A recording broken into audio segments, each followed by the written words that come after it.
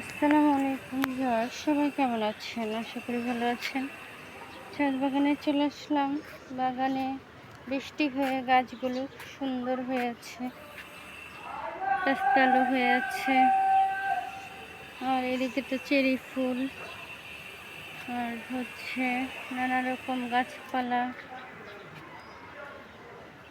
এদিকেও নানা রকম গাছপালা, ফুল ফল, শাকসবজি, আতা ধরেছে, লেবু ধরেছে, পেয়ারা গাছ, নানা রকম গাছ। যে পেস্তালু ধরেছে, যে বেগুন গাছ। আর সবজি বীজ লাগিয়েছি, জার্মিনেশন হচ্ছে সবগুলো। তো এদিকেও পুঁই শাক আছে। এই যে চারা গাছগুলো বড় হয়েছে মাশাআল্লাহ। তো এদিকেও নানা রকম গাছপালা আছে, সফেদা ধরেছে, এদিকেও গাছপালা আছে। এদিকেও বীজ চারা গাছ হচ্ছে। এদিকেও পুঁই শাক সুন্দর ডালপালা হয়েছে, আম গাছ, এদিকে হলুদ গাছ, তারপরে বেগুন গাছ, এদিকে বড়ই গাছ, যে পেস্তালু ধরে আছে, সফেদা ধরে আছে, আম গাছ। আর ড্রামে মাছ চাষ করে দেখছিলাম হয় কিনা, মরে গেল ডিমোলাভ শিং মাছ। তো শিং মাছটা একটা মরে গেছে, একটা জীবিত আছে। আসলে ছাদে এইভাবে পালন করা যাবে না। এই যে এখানে রেখেছিলাম কিছুদিন, তো ডিমোলা শিং মাছ রেখেছিলাম যেন ধরে।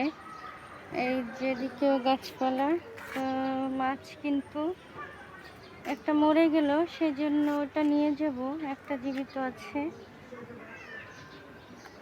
তো অনেকেই চাষ করে, তা আমি একটু ট্রাই করলাম, শখ ছিল।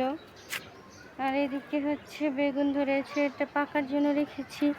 মাশাআল্লাহ, ভিতরে দেখি আরও বেগুন আছে, তো খেয়ালই করিনি। এখানে তো দুইটা ঝুলে আছে বেগুন। মাশাআল্লাহ, এবছর অনেক বেগুন খেয়েছি, নিজের হাতে চারা তৈরি করেছি।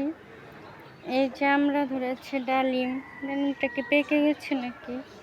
এর আগের গুলা পেরেছি, পাকে নাই, নষ্ট হয়েছে অযথায়। আর এইদিকে বেগুনের বীজই দিয়েছি, আবারও চারা তৈরি করছি। তো সব বীজ থেকে এখন চারা বের হবে। এখন শীতের বাগান শুরু করার সময়। তো নার্সারি থেকেও যা লাগে নিয়ে আসতে হবে, এনে রোপণ করতে হবে। এদিকেও কিন্তু বেগুনের চারা আছে, নানা রকম ফুলের চারা, শাকসবজি।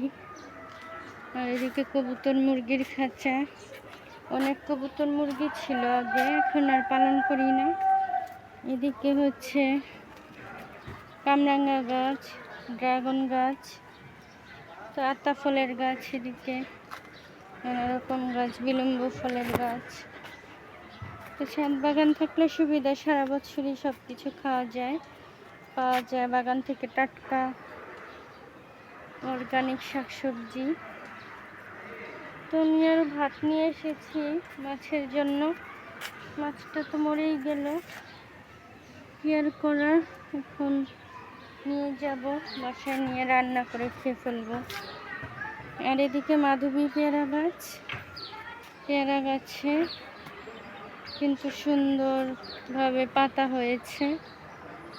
এই গাছে কিন্তু খুব মিষ্টি পেয়ারা হয়, ভিতরে লাল হয় পেয়ারাগুলো। আর করমচা গাছ, এদিকে মালটা গাছ। তো একটা গাছে যে বেগুন এভাবে ঝুলে থাকে, দেখতে খুবই ভালো লাগে। তো এই বড় বেগুনটা ভেবেছি যে বীজ রাখবো, বীজ রাখার জন্য রেখেছি। পাশে দেখি আরও কয়েকটা আছে, যাক ভালোই হলো। এরকম হঠাৎ ফলমূল দেখলে কিন্তু ভালো লাগে, গাছে আনন্দ হয়। তো সবাই ভালো থাকবেন, ভালো লাগলে সাবস্ক্রাইব করে পাশে থাকবেন সবাই। আল্লাহ হাফেজ, আসসালামু আলাইকুম।